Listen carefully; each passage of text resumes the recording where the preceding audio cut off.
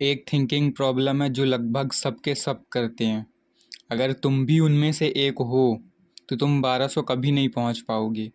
और ये जो आइडिया मैं जो बताने वाला हूँ ना भाई, इससे तुम 1200 आसानी से पहुंच सकते हो, 1200 आसानी से क्रॉस कर लोगे।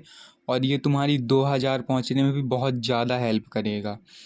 और यदि सुपर जीएम लेवल है ना, तो बिना इस थिंकिंग सिस्टम के एक मैच भी जीत पाना बहुत ज़्यादा मुश्किल हो जाता। तो मैं क्या बोलना चाह रहा हूँ, कौन सा थिंकिंग सिस्टम? अपोनेंट्स की मूव्स का एंटीसिपेशन। इस एग्जाम्पल से पता चलेगा तुम ऐसी मिस्टेक कर रहे हो कि नहीं। ठीक है, उसने चला C6।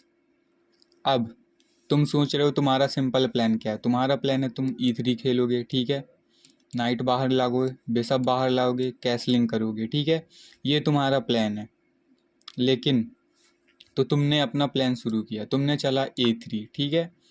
अब है अपोनेंट की मूव। पहली चीज़ तो जब उसने C3 चला था, तभी तुमको समझना चाहिए कि भाई, तभी तुमको सोचना चाहिए कि C6 चलता कौन है यार, कौन चलता है ये मूव। जैसे तुमने E3 खेला, C6 ने क्या किया, क्वीन का पाथ खोला था। अब वो देगा तुमको चेक, ठीक है, अब वो देगा तुमको चेक।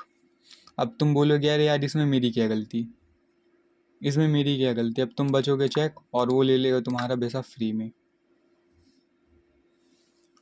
अभी इसमें तुम्हारी प्रॉपर कोई गलती नहीं थी, ठीक है भाई, कोई गलती नहीं थी तुम्हारी। तुम्हारी बस गलती थी तुम्हारे थिंकिंग सिस्टम में। तुम्हारा थिंकिंग सिस्टम गलत था, ठीक है। अब मैं जो बता रहा हूँ, ठीक है, तुम वाइट हो यहाँ पे। तुमने अपना प्लान तो सोच लिया पूरा का पूरा, ठीक है। अपने बारे में सब सोचते हैं। तुमको क्या करना है, तुमको जैसे ही अपोनेंट ने कोई मूव चली, उसने C6 चला, ठीक है। अब तुमको ये सोचना है कि उसने ये मूव क्यों चला है, पहली चीज़, ठीक है। इसमें 5 सेकेंड लगेंगे, 10 सेकेंड लगेंगे, जितना भी टाइम लगे लगाओ। उसने ये मूव क्यों चला है, रुको पहले, उसने भी चला है भाई, उसने वो भी कुछ करना चाह रहा है, ठीक है।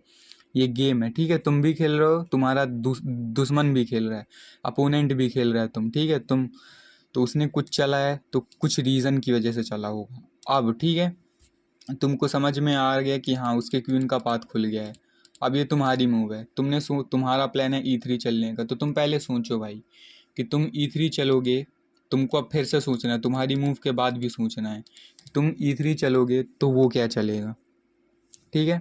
E3 चलोगे तो तुम, मतलब ऐसे पॉन को ऐसे ऊपर रखो, ठीक है, अभी छोड़ना मत।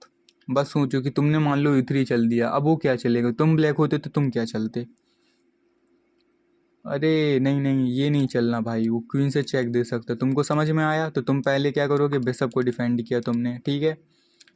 अब वो चेक देगा, कोई फ़ायदा नहीं है, अपन क्वीन भी बाहर ला सकते हैं, बच जाएगा अपना क्वीन भी, ठीक है। बिशप को वापस ला सकते हैं। तुम हार नहीं सकते इस पोजीशन में।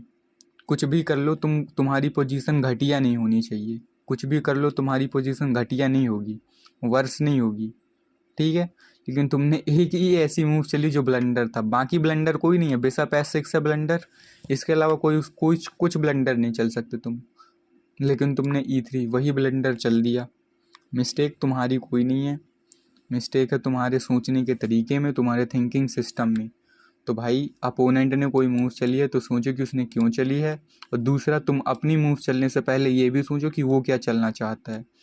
तुम्हारा प्लान यदि घटिया होगा, तुमने कोई टैक्टिक देखी, ठीक है, तुमने चेकमेट नहीं देख पाया अपोनेंट का, ठीक है, तुम उसके किंग को चेकमेट करने वाले हो, तुम उसकी कोई फ्री पीस कैप्चर करने वाले हो, तुमने वो नहीं कर पाया, चलेगा।